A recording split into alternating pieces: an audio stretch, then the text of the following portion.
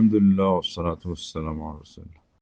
স্মরণ শক্তি যার এমন দুর্বল যে সালাতের ওয়াক্ত, অজুর নিয়ম নিজে করতে পারতেছি কিনা এটারই খবর থাকে না, অন্যরা সহযোগিতা করার প্রয়োজন বোধ করার বিষয়টাও উনি সুস্পষ্টভাবে ফিল করেন না।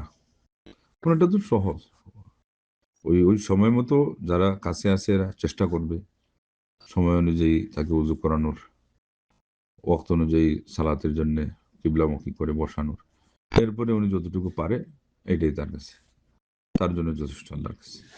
আসলে তো তার এখন আর ওইটা নাই ধরা যায়, যেহেতু কমন সেন্স না থাকলে ইসলামী বিধিবিধান কি নাই তার উপর আরোপিতই না, কিন্তু তার অভ্যাসের কারণে উনি এগুলো করবে।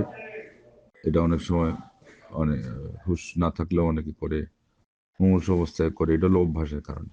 ওইটা করতে থাকে, পারতপক্ষে বাধা দেওয়া দরকার নেই, যেখানে ক্ষতি হবে না উনি করতে থাকে।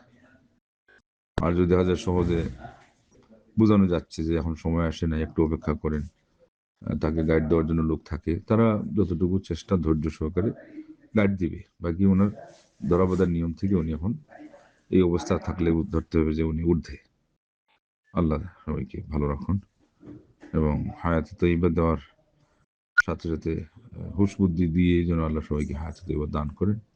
এবং ওটার জন্য সকাল সন্ধ্যায় যে একবার দোয়া পড়তে হয়, ওই দোয়া শেষে আন উরাদ্দা ইলা আফজালিল উমর, এটা সবাইকে পড়তে হবে, যেটা আল্লাহুম্মা ইন্নী আউযু বিকা মিনাল হাম্মি ওয়াল হাযান ওয়া আউযু বিকা মিনাল আজজি ওয়াল কাসাল ওয়া আউযু বিকা মিনাল জুবনি ওয়াল বুখল ওয়া আউযু বিকা মিন গালাবাতিদ দাইন ওয়া কাহরির রিজাল।